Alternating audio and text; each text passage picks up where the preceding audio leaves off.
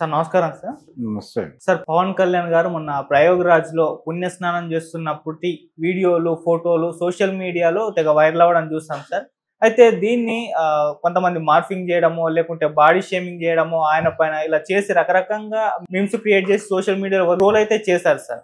దీని పట్ల ఇప్పుడు యాక్షన్ తీసుకోవాలని చెప్పేసి జనసేన నేతలు పలు జిల్లాల్లో చాలా కేసులు అయితే వాళ్ళ మీద నమోదు చేస్తున్నారు. మెయిన్‌గా ఇదంతా కూడా వైసీపీ వాళ్ళే చేయించారని చెప్పేసి వాళ్ళు ఆరోపించడం కూడా చూస్తున్నాం సార్. మరి ఇప్పుడు వైసీపీ అంటే గవర్నమెంట్ ఎలాగో కూటమి గవర్నమెంటే ఉంది కాబట్టి వైసీపీ ఎవరెవరైతే ఈ విధంగా చేశారో, ఈ విధంగా ట్రోల్ చేశారో, మార్ఫింగ్ చేశారో వీళ్ళందరిపై యాక్షన్ తీసుకునే అవకాశం మనకు కనిపిస్తుందా? మరి ఎంటైర్‌గా ఈ ట్రోలింగ్ కల్చర్ పైన మీ ఒపీనియన్ ఏంటి సార్? ట్రోలింగ్ కల్చర్ అనేది ప్రతి పార్టీకి కూడా ట్రోల్ సైన్యాలు ఉన్నాయి. ఎవరు ఖాళీగా లేరు. రిక్రూట్మెంట్లు జరుగుతున్నాయి ఆ ఏరియాల్లో. ఈ ట్రోల్ సైన్యం పెయిడ్ పార్టీస్ ఇవన్నీ కూడా. అంటే పెయిడ్ ఆర్మీ అనే అనాలి, సైన్యాలు. వీళ్ళు వాళ్ళకి ఇస్తున్నటువంటి డబ్బులకి న్యాయం చేయటం కోసం తమ నాయకుడి మీద ఎవరైనా ఏం మాట్లాడినా అది పాజిటివ్గా అంటే కొంచెం వ్యంగ్యం జోడిస్తే చాలు. వ్యంగ్యంగా కూడా కొన్ని సందర్భాల్లో ప్రశంస ఉంటుంది. దీన్ని పొయిటిక్గా చెప్పాలంటే తిట్టు కవిత్వము అంటారు. అంటే అదొక ధోరణి, అదొక స్టైలు. ఆ స్టైల్ వీళ్ళకి అర్థం కాక నిందాస్తుతి అంటారు. నిందాస్తుతి అంటే నిందలా అనిపించే స్తుతి. ఆ నిందాస్తుతి ఇలాంటి వాళ్ళు వింటే ఇది నిందేనేమో అనుకుని దాడి చేసే సందర్భం. వాడు పొగుడుతాడు, పొగట్టం కోసం నిందలాగా పొగుడుతాడు. అదొక వెరైటీ, అదొక రూపం, సాహిత్య రూపం. అది వీళ్ళకి అర్థం కాదు. అర్థం కాకుండా దాడికి దిగిపోవచ్చు. ఇంత ప్రమాదాలు ఉంటాయి ట్రోల్ సైన్యంతో. వాళ్ళ ఉద్దేశం, వాళ్ళ టార్గెట్ ఒకటే, ప్రతిరోజు ఒక కంటెంట్ ఏరుకోవాలి.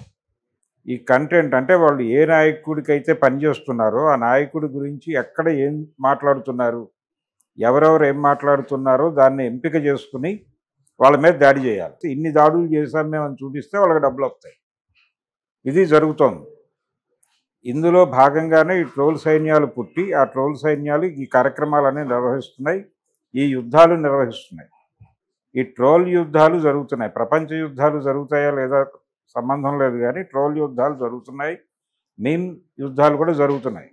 మీమ్స్ గాడ్ అని చెప్పి బ్రహ్మానందం గారికి ఒక పేరు పెట్టారు ఈ మధ్య. అవును. మరి ఆయన ఏమైపోవాలి? ఆయన్ని ఎంత ఇష్టం వచ్చినట్టు వాడేసుకుంటున్నారు కదా. బాడీ షేమింగ్ ఏమిటి, రకరకాల షేమింగ్ చేస్తున్నారు ఆయన. అలాగే జగన్మోహన్ రెడ్డి మీద కూడా అనేకం చేశారు కదా. ఆయన్ని ఇమిటేట్ చేస్తూ ఒక లైవ్ క్యారెక్టర్ని డిజైన్ చేసి కొన్ని వేల వీడియోలు తీశారు కదా తెలుగుదేశం పార్టీ గెలవాలని భావించినటువంటి ఆ వర్గానికి చెందిన వాళ్ళు. మరి వాళ్ళ సభ్యతా సంస్కారాలు ఎక్కడికి పోయినాయి?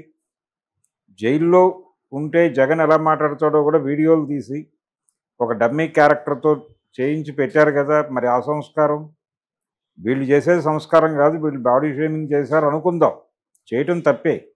ఇది తప్పైనప్పుడు అది కూడా తప్పే కదా. జగన్ చెయ్యి పెట్టే విధానం మీద, జగన్ మాట్లాడే విధానం మీద ఎన్ని ట్రోల్స్ చేశారు, ఎన్ని షేమింగులు చేశారు. అలాగే లోకేష్ మీద కూడా ఎన్ని ట్రోల్స్ జరిగినాయి. ఆయన మంగళగిరి అనే పేరుని ఉచ్చరించటం రాని పరిస్థితిలో ఒక చోట మాట్లాడాడు ఆయన. దాన్ని పట్టుకొని ఎంత ట్రోల్ చేశారు అతన్ని.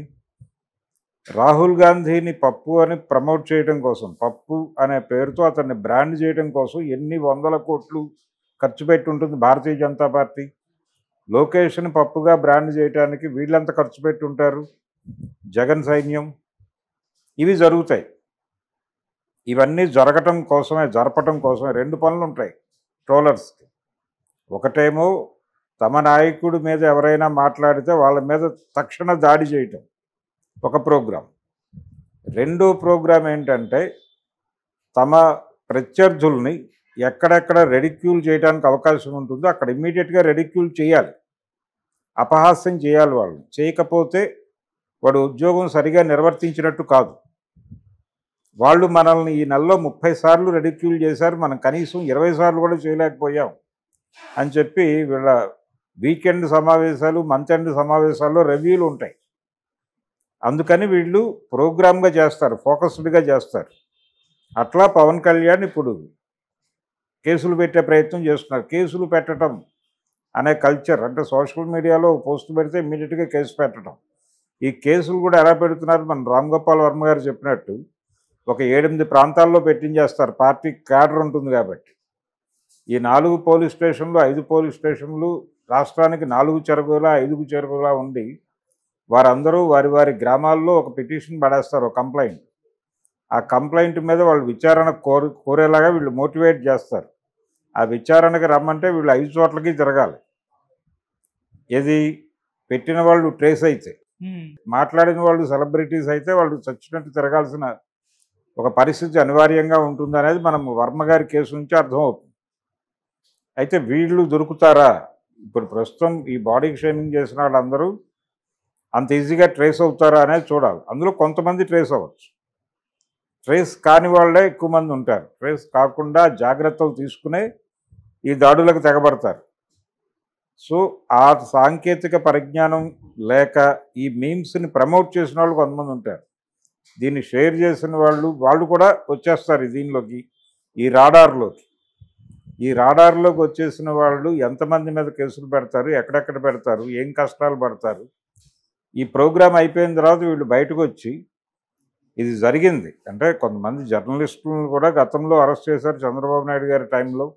గుంటూరుకు చెందినటువంటి ఒక జర్నలిస్ట్ని అరెస్ట్ చేసి జైల్లో పెట్టి చాలా రోజులు వేధించారు. ఇవి జరుగుతాయి.